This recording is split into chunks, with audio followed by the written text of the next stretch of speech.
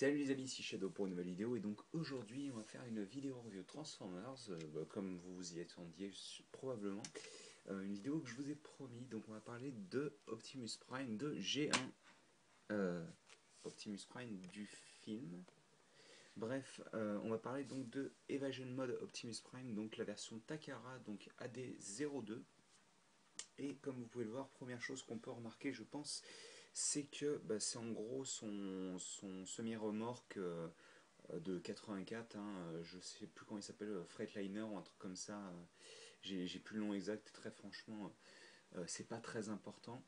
Mais oui, donc comme vous pouvez le voir, c'est ce bon vieux semi-remorque à nez plat, rouge et bleu, qui rend très très bien. Et donc comme je disais, c'est la version Takara. Donc au niveau du truck, les seules choses qui changent, c'est que cette pièce là, cette partie là est grise, que vous avez donc les roues, enfin les jantes des roues de peinte, et cette pièce là est grise aussi, enfin est peinte grise plutôt, je devrais dire.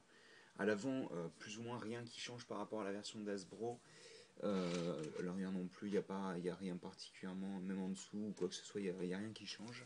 Sachant que la figurine vient avec donc ce pistolet là, dont on reparlera plus en mode robot, mais vous pouvez surtout le caser ici, ainsi que sur un des deux tenons qui est placé à l'arrière.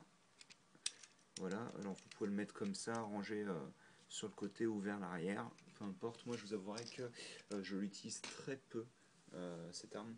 Mais bon, oui aussi autre chose, l'arme tire, bien entendu vous avez une gâchette ici et ça tire. Un missile, j'ai entendu dire que c'était un missile qui, dès qu'on regardait un petit peu dans dans le mauvais sens, tirait, mais très franchement j'ai pas eu le souci. La, comment dire, la détente est pas trop, trop légère, disons. Donc au niveau comparaison de taille, vous allez remarquer que rapidement Optimus est très petit, quoi. Sachant qu'on parle d'un Voyager quand même là, donc par rapport à une figurine Lego, comme vous pouvez le voir, il est vraiment minuscule. Donc merci Captain, Papy plutôt, parce que Captain Anti-Charisma c'est autre chose. Que vous verrez d'ailleurs probablement mardi, mais ça c'est pas le sujet de la vidéo. Donc oui, un truck qui est plutôt petit, mais qui rend par contre très bien, je trouve, qui est, enfin, je vous avouerai que j'ai mis à part la Masterpiece, donc MP10, j'ai aucun, on va dire, semi-remorque plat, Optimus digne de ce nom. Il y a bien le classique, mais c'est pas vraiment ce mode-là en particulier. Et c'est vrai que forcément, bon, ça fait plaisir d'avoir une très bonne figurine qui porte ce mode alternatif, voilà. Donc je pense que je vais faire comment dire, un turnaround et on va partir sur la transformation. Donc, comme vous pouvez le voir, d'ailleurs, une seule cheminée. Ça se voit, c'est totalement visible à l'arrière, il n'y a rien à ce niveau-là. Donc vraiment très très sympathique. Moi j'aime beaucoup le mode camion, et encore pour tout vous dire, c'est pas le mode que je préfère. Donc bon voilà, ça n'augure que du bon. Et donc on va pas perdre plus de temps que ça vu que la transformation est actuellement assez complexe en fait. Donc la première chose qu'on va faire, on va retourner le camion. On va venir prendre justement cette cheminée, on va la plier en deux comme ceci. Je vais faire un focus. On va remonter la caméra. Et donc, autre chose que vous allez faire, donc, c'est prendre ces pièces et les ramener vers l'extérieur. Alors, moi, je les mets pas entièrement vers l'extérieur en général parce que sinon, elles ont tendance à s'agripper à autre chose. Vous prenez ensuite ces pièces-là, vous les séparez, comme vous pouvez le voir d'ailleurs, ça contient les points. Ensuite, vous allez prendre les roues à l'avant et les séparer de la pièce rouge. Voilà. Puis, justement, on va prendre au milieu. Au niveau du milieu de la grille, on va soulever cette pièce-là et picabou, il y a la tête d'Optimus. Ensuite, on vient prendre ces pièces-là, donc qui sont les côtés des garde-boue à l'avant, et on les sépare de la pièce centrale. Alors je sais que ça fait... Là, en gros, ce que j'ai fait principalement, c'est détacher des tenons, parce que comme vous pouvez le voir, au final, il n'y a quasiment rien de transformé réellement. Donc on va commencer ça. Justement, on prend donc cette pièce au milieu, on la sépare du reste de l'avant du camion. On prend ensuite ces pièces-là, hop, on les ramène bien en avant comme ça. On vient prendre, d'ailleurs on va, hop là, on va pas faire ça, on va ramener ça en arrière. On va faire pivoter donc l'ensemble de la tête comme ça, plutôt. Comme ça nous permettra d'avoir toute la partie ici de disponible avec plus de jeu. Donc on met les bras comme ceci. Ensuite on vient prendre les pièces sur les côtés du camion en fait. On les bouge un petit peu vers l'intérieur, enfin le bas vers l'extérieur, le haut vers l'intérieur. On continue de faire en sorte que les bras soient... C'est l'étape la plus difficile, mais c'est vrai qu'une fois qu'on a compris comment ça marchait, tout va bien. Donc on fait en sorte que les bras, ce qui va constituer les bras en fait, se retrouve vers l'avant du camion. On fait pivoter tout cet ensemble-là, en faisant en sorte bien entendu que cette pièce-là n'attrape sur rien, n'agrippe sur rien. Donc on fait comme ça. On associe donc... Je vais les écarter un petit peu plus. On prend la pièce donc qui constituait l'avant du camion. Là, vous pouvez voir des fausses cheminées à ce niveau-là. Là, vous avez un trou rectangulaire qu'on va faire passer autour de la pièce où est attachée la tête d'Optimus. Voilà, donc vous voyez, ça passe comme ça. Tac, hop là, on la passe comme ça. Ça va constituer principalement les omoplates et tout ce qui, on va dire, épaule. Enfin le contour de la tête quoi. On vient fixer ces pièces, enfin on vient les tenir comme ça. Et ensuite pour fixer le tout, excusez-moi c'est un peu... On vient prendre les pièces et donc comme vous pouvez le voir, le véritable, comment dire, ça va venir, vous embêtez pas, le véritable pare-brise se retrouve au final sur les coudes. C'est pas très grave, personnellement ça me pose pas de problème. On vient prendre les bras, on les ramène vers le bas. Je pivote les mains, moi personnellement, pour les mettre comme ça. Voilà. À l'arrière, on vient prendre ces pièces-là et on les ramène comme ça, donc pour que les détails soient placés correctement. Il ne nous reste plus que les jambes, donc les jambes sont très simples. On les ramène comme ça, on les sépare. On vient mettre les roues le long du torse. La tête, on en parlera après. Hop. On vient ensuite, alors ça c'est un petit peu compliqué, je sais pas pourquoi. J'ai pas compris comment ça s'attachait pour être franc. Mais en gros dans l'idée là vous avez deux pivots qui sont symbolisés principalement par les deux pins on va dire. Les deux rivets plus ou moins qui sont placés ici et là. Et en fait si vous voulez il faut les bouger ensemble pour pouvoir débloquer le pied. Voilà ça donne ça en général. Enfin ça vole pas de ma main mais en gros dans l'idée il s'est fixé à ce niveau là je ne sais pas comment. Et en fait voilà ça doit faire comme ça. Bien sûr je prends... Donc voilà, toute la partie du tibia pivote comme ça et on a le pied qui ressort. Donc on fait la même chose de l'autre côté. Et on a Optimus en mode robot que je vais vous montrer tout de suite. J'essaye de juste le placer correctement. Voilà. Et donc tout de suite, comme vous pouvez le voir avec ma caméra, il est beaucoup plus grand. Hop. On va faire un petit focus. Et il a des proportions de ouf. Hein. Franchement... c'est sûrement un des meilleurs Optimus qui ait jamais été fait en version movie. Donc j'en suis assez content vu que comme vous le savez probablement je suis extrêmement fan d'Optimus. Et c'est vrai qu'il rentre très bien. Sachant que on va tout de suite passer sur les différences entre Takara et Hasbro. Tenez, on va ramener un petit peu les genouillères en avant, histoire de lui donner un look un petit peu plus dynamique. Donc les principales différences entre Hasbro et Takara, donc la tête a les yeux peints, ainsi que les joues, on va dire, les parties joues, entre guillemets, de son armure, enfin de son casque plutôt, qui sont peintes en argenté. Il me semble que la crête à ce niveau-là est peinte un petit peu différemment aussi, vous inquiétez pas, je vais faire un focus sur un petit peu toute la figurine. Les épaulettes ont les flammes en plus, et le haut des bras en fait est peint en gris, sachant que toute la pièce en fait ici est bleue et laissée peinte, laissée en plastique bleu de base sur la version Hasbro. Donc en fait, si vous voulez, toute cette pièce-là est bleue sur la version Hasbro. Les mains sont laissées non peintes, en gros, dans l'idée. Ça veut dire que la version Hasbro, elle, les a bleues. Ce que j'aime pas particulièrement. Là, sur la version d'Hasbro, à ce niveau-là, il me semble qu'il n'y a pas de bleu, ainsi que sur le torse, c'est laissé rouge, si je vous dis pas de bêtises. Il me semble que c'est du rouge. Les pièces sur les côtés, ainsi que les cheminées ne sont pas peintes. Et la dernière chose, c'est que les pieds, qui sont donc sur la version Hasbro moulés en gris aussi, ont été peints en bleu. Donc en gros, si vous voulez, dans la version Hasbro, mis à part les épaulettes qui sont là, le schéma de couleur est fait pour représenter plus Optimus en version G1 qu'en version film, vu que là, forcément, on a les pieds et les mains qui sont grises, on a les épaulettes avec les flammes, on a donc le gris à ce niveau-là que l'Optimus de G1 ne possède pas. Et c'est vrai que la plupart des détails ont été faits pour que Optimus donc, ressemble plus à sa façon film. Donc on va faire tout de suite la comparaison de taille pour que vous puissiez voir un petit peu la différence assez notable qu'il y a entre la version camion et la version robot. Et c'est une des choses que j'aime beaucoup avec cette figurine, c'est qu'en fait, quand on la transforme, on a un échange de masse qui est assez énorme. C'est-à-dire qu'en fait, euh, le mode camion, il est vraiment très très compact par rapport à la figurine en mode robot qui est beaucoup plus grosse. Bon, bien entendu, il est que dans une direction, tandis que le camion fait une sorte de L en fait. Mais là, forcément, on gagne énormément de volume tout de même. Même si au final, quand on regarde un petit peu le torse, c'est quasiment un ballon hein, en fait, hein, un peu comme Bulkhead.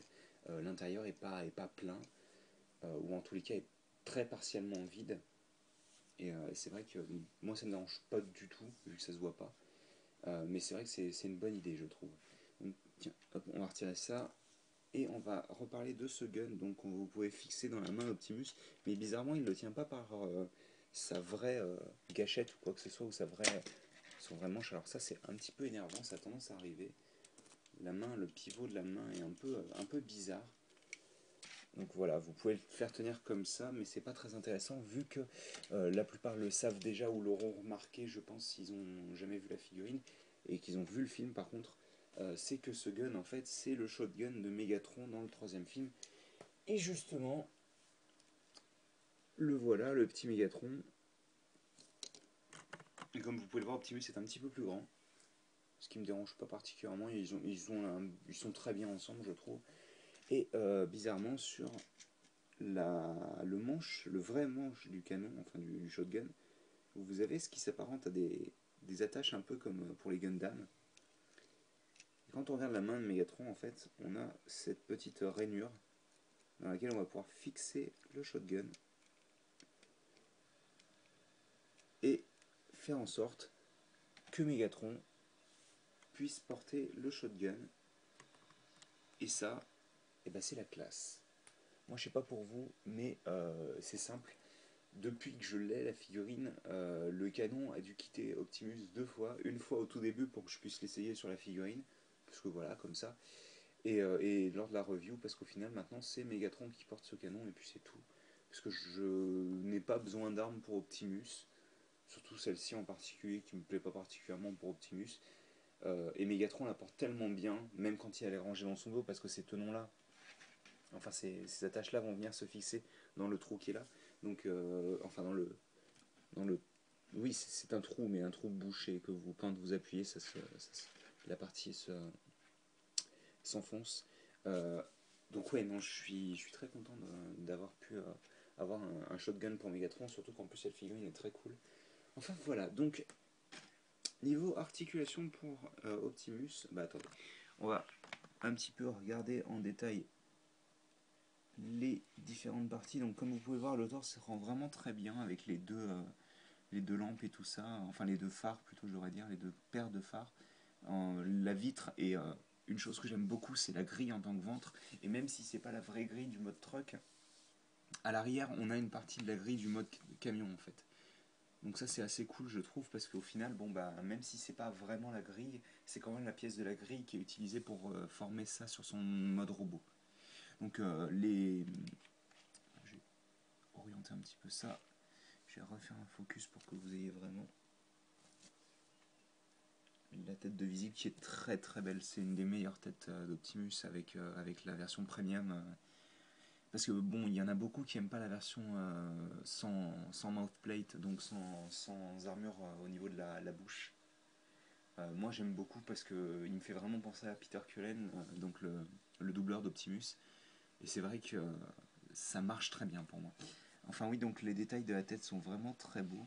Même à l'arrière d'ailleurs, que ce soit le dos ou quoi que ce soit, les détails sont vraiment super sympas. On retrouve le trailer hitch, enfin la partie pour remorquer la remorque, remorquer la remorque, la partie où s'attache la remorque en gros, à ce niveau-là, dans son dos et tout, je trouve ça vraiment très sympa.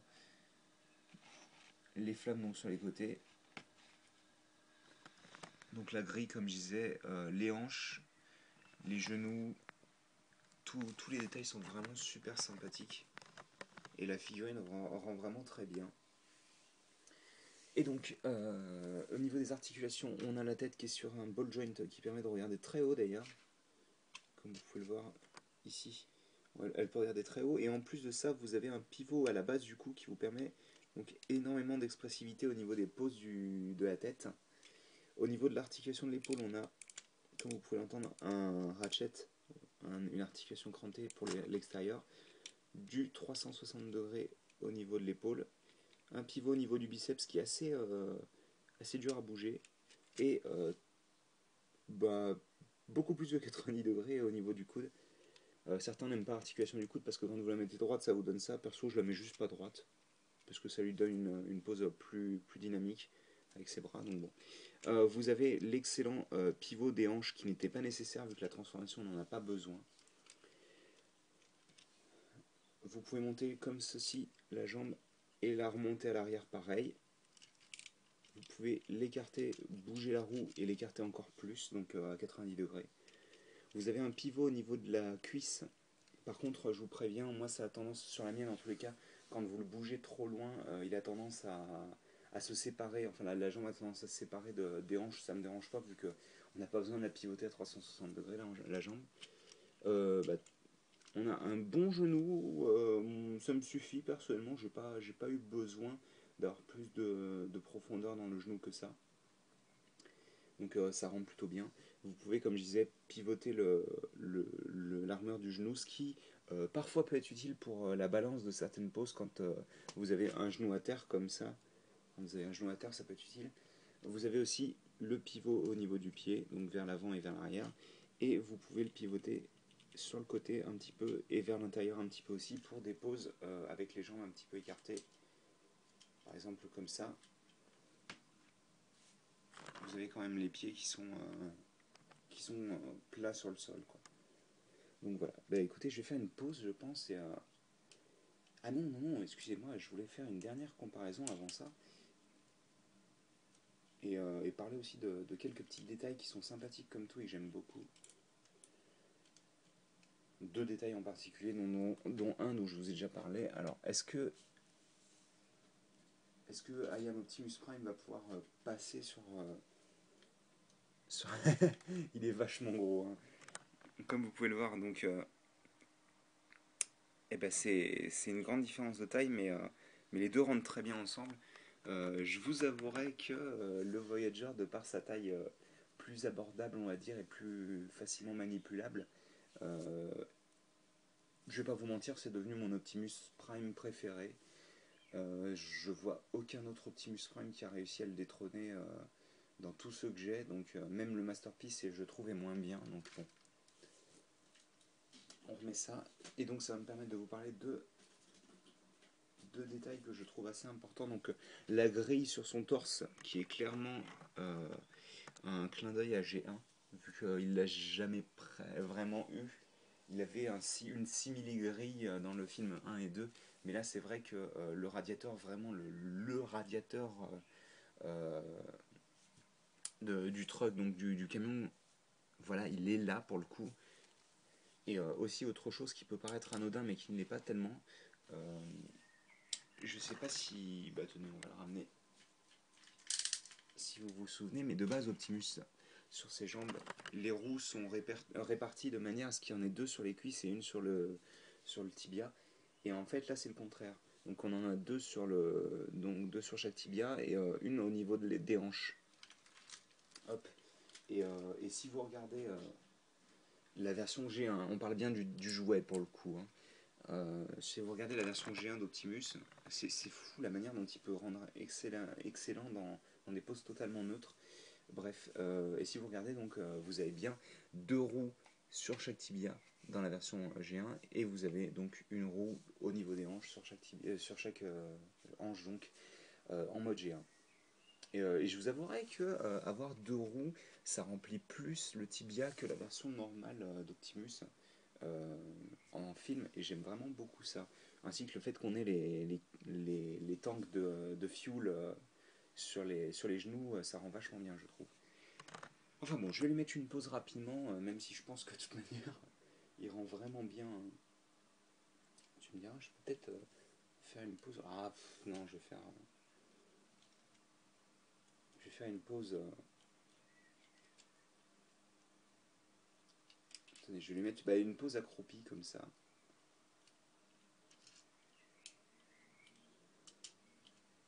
Je sais pas. Je vous avouerai qu'il y a tellement de pauses qui rendent bien avec lui que j'ai du mal à en choisir une. Et je vous avouerai que j'ai pas cherché en avance à savoir ce que j'allais faire comme pause. Faut voir si ça rend bien la caméra après, parce que ça c'est un des seuls détails qui peut être embêtant avec le jouet. Je vais vous en parler juste après. C'est que... Attendez, ça rend plutôt ok, donc on va se contenter de cette pause. La seule chose qui peut être un peu embêtante avec ce jouet, c'est qu'en fait les panneaux qui en dessous des mains ont tendance à pas mal cacher, comme vous pouvez le voir ici, les mains. Ça gâche un petit peu le dynamisme de certaines poses, sans être non plus horrible, mais c'est vrai que ça a tendance à être un petit peu décevant, dans la mesure où en fait, c'est vraiment, pour moi, la seule chose que je peux lui reprocher, en fait, c'est d'avoir ce petit problème. Donc je pense que vous l'avez compris assez rapidement. Euh, évasion, on va l'appeler Évasion Mode Optimus Prime. Donc c'est une figurine que j'aime énormément et c'est mon achat préféré, je pense, en 2014. Et pourtant j'ai fait énormément de bons achats cette année pour le moment. Euh, Attendez, ça m'énerve. Est-ce qu'on peut... Non, ah ouais, mais il rendait plus dynamique avec... il rendait peut-être un petit peu plus dynamique avec cette pose-là. Tenez, bah, j'ai quand même envie de caser Megatron. Oui, donc je vais continuer. Euh, j'ai fait beaucoup d'achats de très bonnes figurines cette année, mais je vous avouerai que cette figurine-là, c'est clairement mon gros coup de cœur pour le moment cette année. Et, euh, et tout simplement parce que elle rend super, que je suis gros fan d'Optimus, qu'on a le droit à vraiment un mélange entre le film et la première génération de figurines à l'époque. Donc c'est vrai qu'il y a de quoi faire plaisir un peu à tout le monde. Et, euh, et je trouve que c'est pas, j'irais pas jusqu'à dire que c'est un cadeau de la part d'Asbro, mais c'est en tous les cas un très bon, je veux dire, un très bon, comment dire, un très bon moyen de vous dire merci quoi, aux fans de la première heure et aux fans de moules de Transformers de toute manière de très bonne qualité. Est-ce que ça rend bien au moins?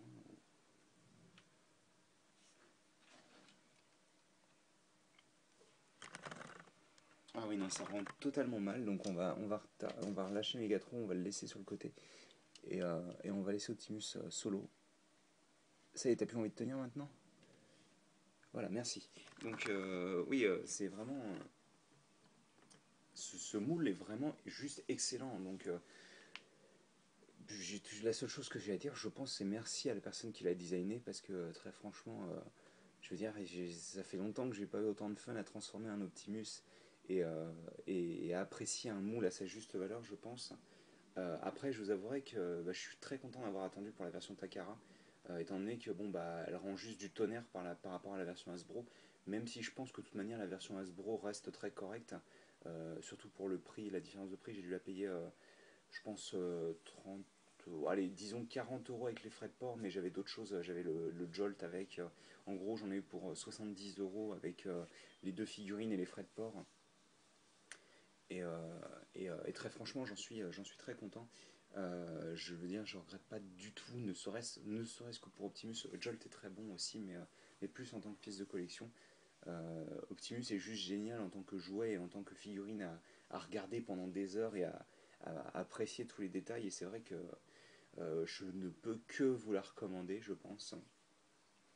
Et je pense que je vais m'arrêter là parce que si je continue d'en parler, on va y passer des heures. Donc bah écoutez, j'espère que vous avez apprécié cette vidéo. Les prochaines vidéos de Transformers, je sais normalement ce que ça risque d'être. Euh, je vous spoil pas tout de suite, mais en tous les cas, ça, vous inquiétez pas, le niveau ne redescend pas tant que ça. Forcément, après ça, c'est difficile de s'attendre à des choses aussi bonnes, mais c'est vrai qu'en tous les cas, si vous pouvez vous procurer la version de Takara, franchement, allez-y. Moi, mais personnellement, on me dit que je dois payer 50 € pour l'avoir, celle-ci, je la prends. Donc bon, voilà, je pense que ça veut dire beaucoup de choses.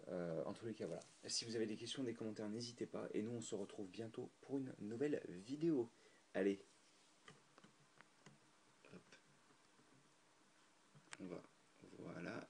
Et à plus tard. Salut.